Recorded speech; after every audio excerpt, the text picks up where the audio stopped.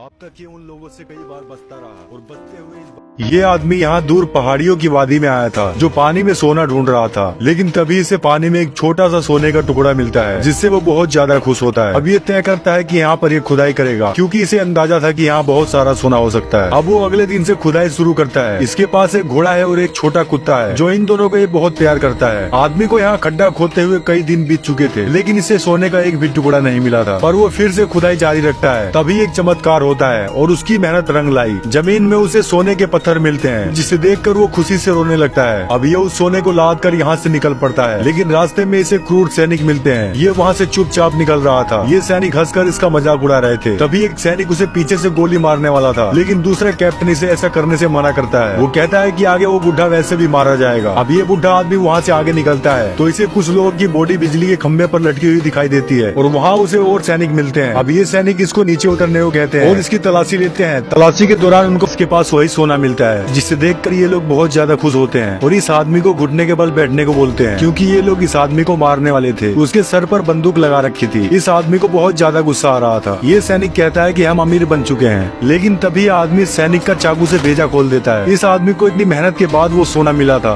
ये भला कैसे इन टुच्चे सैनिकों को लेने देता। अब वो सैनिक इसे मारने के लिए इसकी तरफ आते हैं लेकिन ये सभी को एक एक करके मारने लगता है और गोलियों की आवाज वो सैनिक भी सुन लेते हैं। ये आदमी भी किसी समय अपनी सेना का कमांडो हुआ करता था जिसे सभी साइको कमांडो के नाम से जानते थे। इसने शीत युद्ध में भी लड़ाई लड़ी थी जिसमें इसने अकेले 300 रूसी सैनिक को मार गिराया था। अब यहाँ पर वही सैनिक आते हैं। वो देखते हैं कि उस आदमी ने सभी सैनिकों को मार दिया है और इनको वहाँ पर एक सोने का टुकड़ा मिलता है जिससे लोग समझ जाते हैं कि उसके पास बहुत सारा सोना होगा। अब ये लोग उसका पीछा करते हैं। तभी वो आदमी इनको देख लेता है और तेजी से यहाँ से भागने लगता है लेकिन ये लोग उसके ऊपर तोप चलाते हैं और मशीन गन से लगातार फायरिंग करते हैं।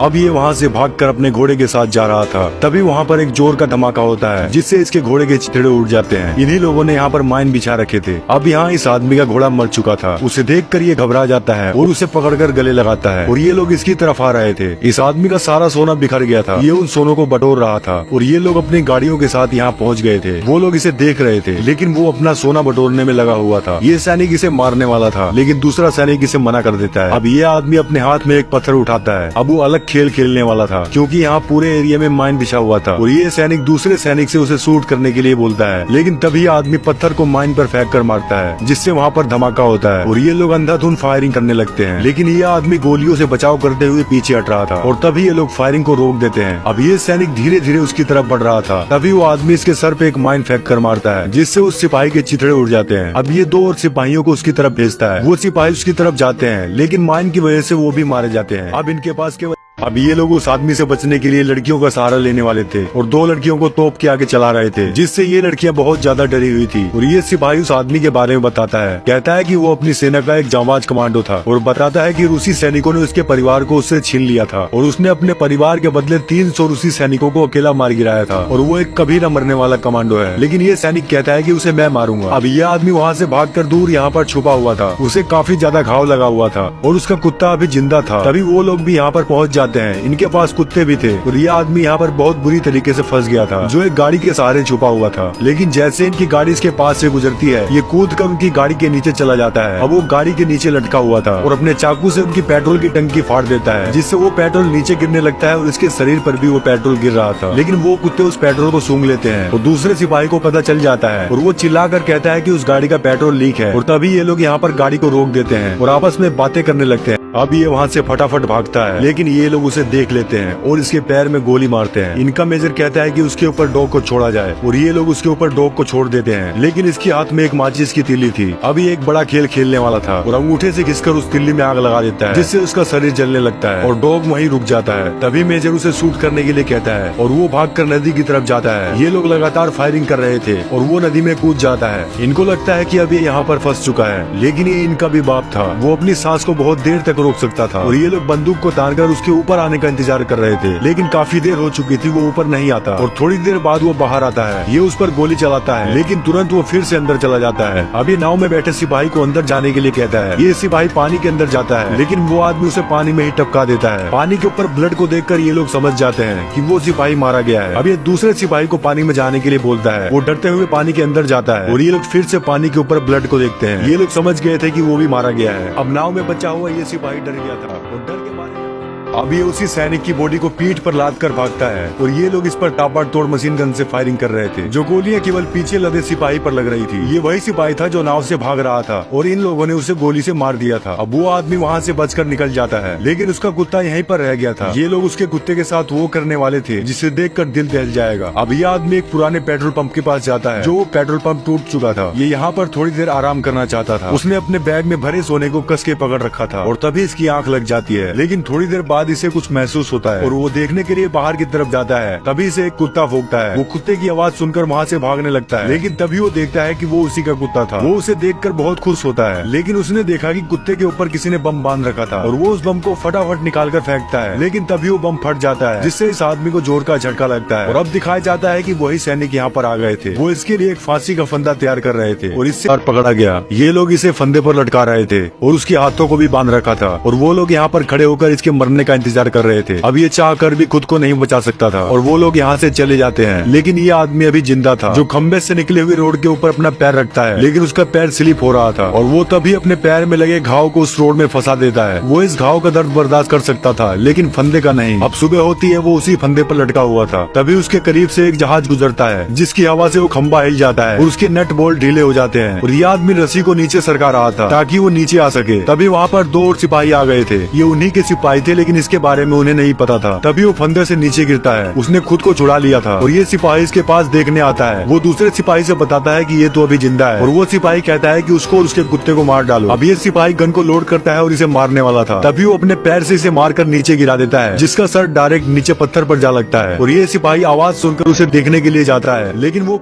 अब ये फंदे से आजाद था और उनकी अब ऐसी लंका लगाने वाला है कि उनकी रूह तक कांप उठेगी। अब ये लोग अपने रास्ते से जा रहे थे, तभी रास्ते में इनको एक जहाज मिलता है। ये लोग जहाज को देखने जाते हैं तो इनको इन्हीं का आदमी मिलता है और उसके गले में वही रस्सी थी जिस रस्सी से इन्होंने उसको फांसी दी थी। ये सिपाही अपने कैप्टन से बताता है कि ये वही रस्सी है। अब इन लोगों को पता चल चुका था कि वो अभी जिंदा है और ये कैप्टन यहाँ से फटाफट भागने के लिए बोलता है। ये लड़की कहती है कि जिसने अकेले 300 रूसी सैनिकों को मार गिराया, उसे तुम लोग क्या मारोगे। तभी इस सिपाही को कुछ महसूस होता है। ये बाहर देखने जाता है और ये गाड़ी से नीचे गिर जाता है और इसी के लोग इसके ऊपर से टैंक लेकर चले जाते हैं, क्योंकि धुएं की वजह से इनको कुछ दिखाई नहीं दे रहा था। और तभी उस गाड़ी में वही आदमी आता है। इसी ने उस सिपाही को नीचे गिराया था। वो लड़की को बंदूक देता है। अब ये उन सभी सैनिकों को एक एक करके मारने वाला है। वो गाड़ी के ऊपर चढ़कर एक सैनिक को मार देता है और उसी की जगह पर लड़की गाड़ी चला रही थी। अब वो उनके टैंक के ऊपर चढ़ गया था और ये लड़कियां भी इन सिपाहियों को बुरी तरह से भून देती है और ये लड़की भी इस सिपाही को गोली मार देती है। अब वो उनके टैंक के ऊपर चढ़कर ऊपर का दरवाजा तोड़ रहा था। तभी वो लोग टैंक का ब्रेक मारते हैं, जिससे वो नीचे गिर जाता है।